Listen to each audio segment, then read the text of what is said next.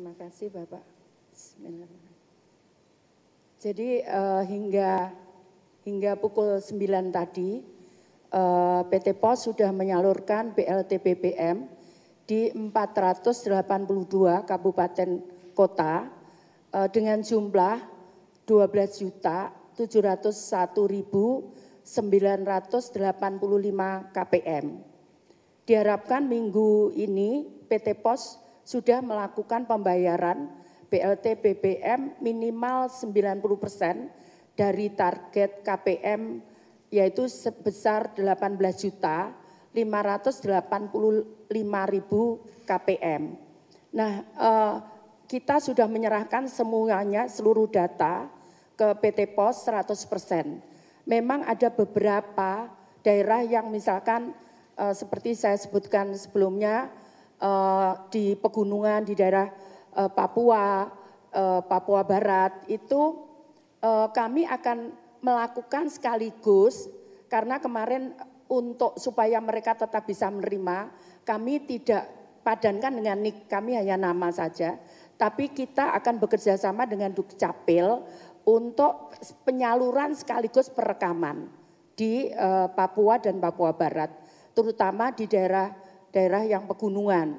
Itu kita akan serahkan karena aksesnya itu sulit, jadi PT POS dengan kita akan menyiapkan pesawat khusus untuk kita ke sana dengan Dukcapil sekaligus perekaman.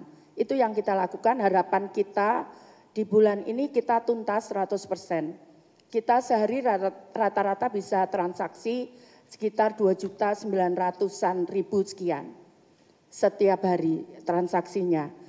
Nah kemudian yang ingin kami sampaikan, kami juga mendapatkan tambahan anggaran dari Kementerian Keuangan itu sebesar 400 miliar sekian. Nah itu akan kami gunakan untuk di bulan Desember kami akan menyalurkan kurang lebih sekitar targetnya anak yatim piatu itu 946.863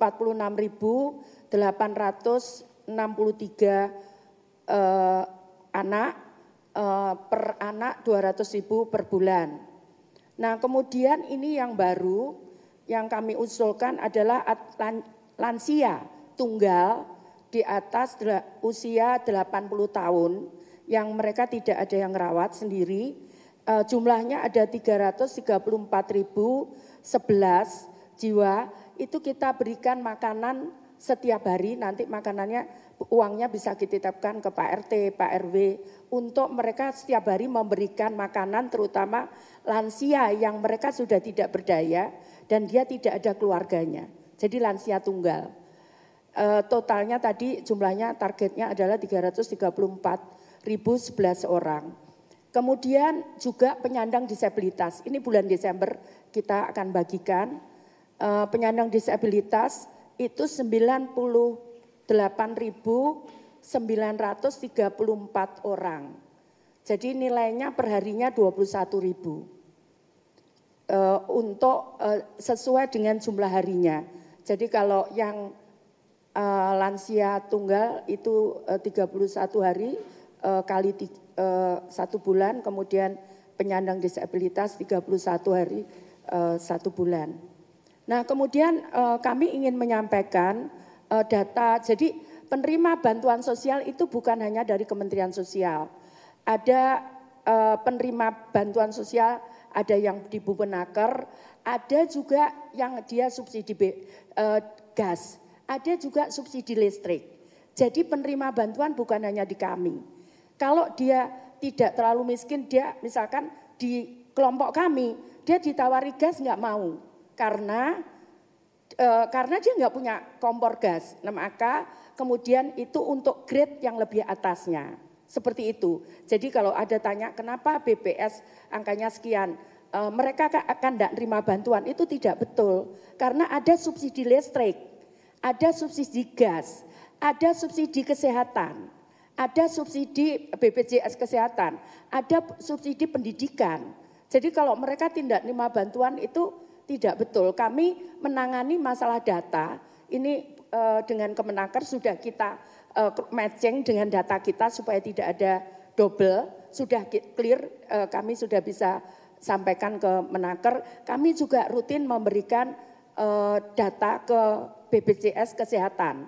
Jadi kita cleansing kemarin sekitar bulan Oktober tahun lalu itu sudah clear kami, bahkan untuk ini KPK menilai kami 100 untuk PBIJK untuk kesehatan. Kemudian yang berikutnya, jadi pada saat awal saya menerima data ini memang tidak ada desil. Dan menurut kami kenapa? Karena setelah itu memang kemudian kan ada COVID dan sebagainya, sehingga kami harus menyalurkan juga. Nah permasalahannya untuk apa kita juga lakukan itu di Kementerian Sosial? Karena bantuannya sama, kecuali saya bisa memberikan, oh ini yang parah kita bantu lebih gitu. Enggak, karena bantuannya sama berupa PKH dan BPNT. Jadi akhirnya sudah kita lari dengan jalan ini. Nah tapi yang utama adalah kita kembalikan sesuai dengan Undang-Undang 13 2011 bahwa data itu berasal dari daerah. Jadi sejak bulan awal tahun 2021 itu data kita kembalikan ke daerah dan daerah ngoreksi. Bahkan sampaikan apa bisa. Di Papua itu ada 4 daerah, Supiori, Bintuni, saya lupa yang 2-nya, itu dia sudah melakukan pembenahan data 100%. Jadi itu dilakukan kita kembalikan, tapi yang ganda, yang itu yang kita tangani. Berikutnya seperti itu. Ini ada pertanyaan itu Bapak, mohon maaf. Kemudian yang kemiskinan ekstrem, saat ini kita lagi padukan, tapi kami sudah berjalan. Jadi kami sudah berjalan mulai bulan 3 bulan yang lalu kita sudah tangani. Jadi perilakunya bukan hanya dia menerima bansos, tapi kita perbaiki rumahnya, kemudian kita berikan usaha. Mereka pengen usaha apa? Misalkan itu tergantung mereka, bahkan sekarang ada yang sudah pendapatannya 6 juta. Mereka siap, nanti tahun depan mereka tidak menerima bantuan sosial. Itu dari miskin ekstrim. Seperti itu kira-kira. Kemudian karena kami ada 2, jadi whistleblower-nya KPK itu ada di kami untuk cek bansos. Terus kemudian jaga bansos. Karena banyak sekali maka kemudian silakan kami punya comment center 24 jam. Jadi di situ bisa telepon, bisa langsung ditangani karena banyak sekali dari Menpan 1, dari KPK 2, dari kami 1. Jadi ada 4 pengaduan ini, belum usul sangga dan sebagainya. Saya kira begitu.